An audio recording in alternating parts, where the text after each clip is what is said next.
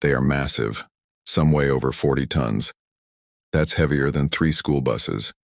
They are carved from single blocks of volcanic rock, and the stone they're made from was quarried over 100 kilometers away. They were created 3,000 years ago by a civilization that had no metal tools, no wheels, and no written records to tell us why.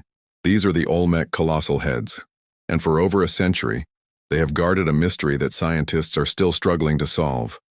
Who were these people, and what message were they trying to leave behind? The story begins in 1938. In the humid jungles of Veracruz, Mexico, archaeologist Matthew Sterling was following rumors of a giant stone head buried in the earth. What he found would rewrite history. Buried up to its eyes, a colossal face stared back at him. It was unlike anything ever found in the Americas. It wasn't Aztec. It wasn't Maya. It was something older. This first head, at Tres Zapotes, was just the beginning. Soon, more were discovered at La Venta, and then an entire palace of them at San Lorenzo. 17 heads in total. Each one is unique. Each one wears a strange helmet-like headdress, and every single one is a portrait of a man. But this discovery only opened a bigger question. These weren't gods. They were individuals, powerful leaders, stoic warriors, or perhaps elite ballplayers. But who were the Olmec? To understand the people, we must first understand the feat. Every single head is carved from basalt, a rock of immense hardness. The nearest source for this basalt was the Sierra de los Tuxtlas Mountains, nearly 100 miles away. Let's be clear. The Olmec had no wheels for transport. They had no draft animals like horses or oxen to pull the weight. They had no iron or bronze tools to carve the stone. So how did they transport 40-ton blocks of solid rock across 100 kilometers of dense, swampy jungle? The mainstream theory is a testament to human ingenuity and brutal force. Archaeologists believe thousands of laborers would have moved the boulders using log rollers during the dry season, dragging them to the banks of a major river like the Coatzacoalcos. They would have then built massive balsa wood rafts to float the stones downstream during the flood season. It would have taken months, perhaps years, and the coordination of an entire society. A society complex enough to feed, house, and organize a workforce of thousands. And the carving? It was done by chipping away at the basalt with other stones, harder rocks like jadeite, and using sand and water as an abrasive to polish the fine details. This wasn't just labor. It was artistry, devotion, and it was all directed by a powerful centralized authority. The faces themselves are the biggest clue. Look closely. They are not stylized gods. They are portraits. Each face is distinct. This one, El Rey from San Lorenzo, shows a stern, powerful gaze. This one from La Venta has a more serene, almost smiling expression. And then, there are the helmets. No two are alike. They are intricate, detailed, and likely represent specific achievements or lineages. This strongly suggests the subjects were rulers. They were the Olmec kings, immortalized in stone for their people to see. But there's another popular theory. The Olmec are widely believed to have invented the Mesoamerican ballgame, that ritualistic life-or-death sport played across the region for centuries. The helmets look strikingly similar to the protective gear used in the game. Were these men star athletes?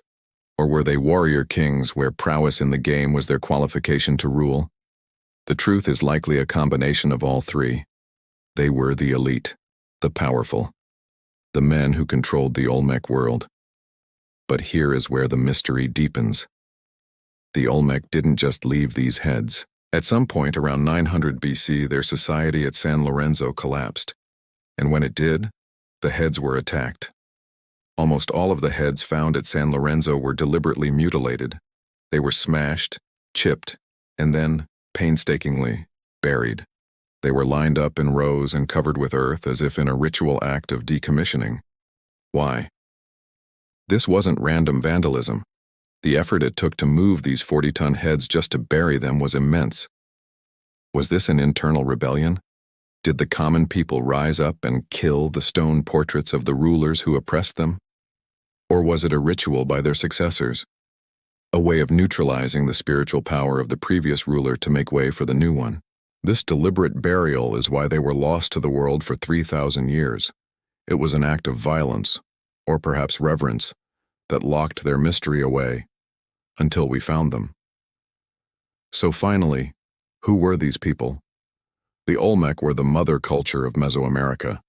Before the Maya had their temples, before the Aztecs built their empire, there were the Olmec.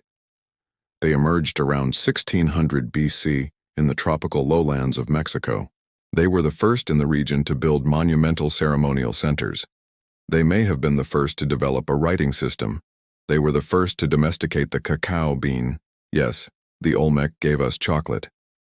Their society was a complex chiefdom, ruled by an elite class that derived its power from religion. They worshipped a powerful were-jaguar deity, a hybrid of human and big cat. Their rulers were seen as divine intermediaries, capable of crossing into the supernatural world. And this is who the heads represent. They are not just kings. They are the god kings, the shaman rulers who built the first great civilization of North America. These 40-ton portraits were monuments of power, designed to awe their subjects and competitors, proving that their ruler had the power to literally move mountains. The Olmec civilization vanished around 400 BC, their cities reclaimed by the jungle.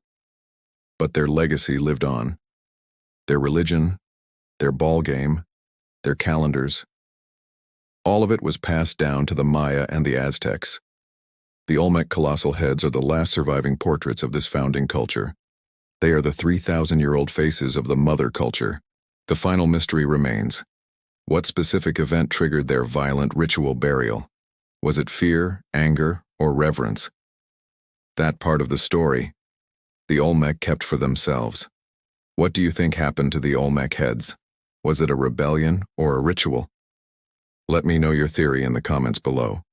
And if you love exploring ancient mysteries, be sure to subscribe for more stories lost to time.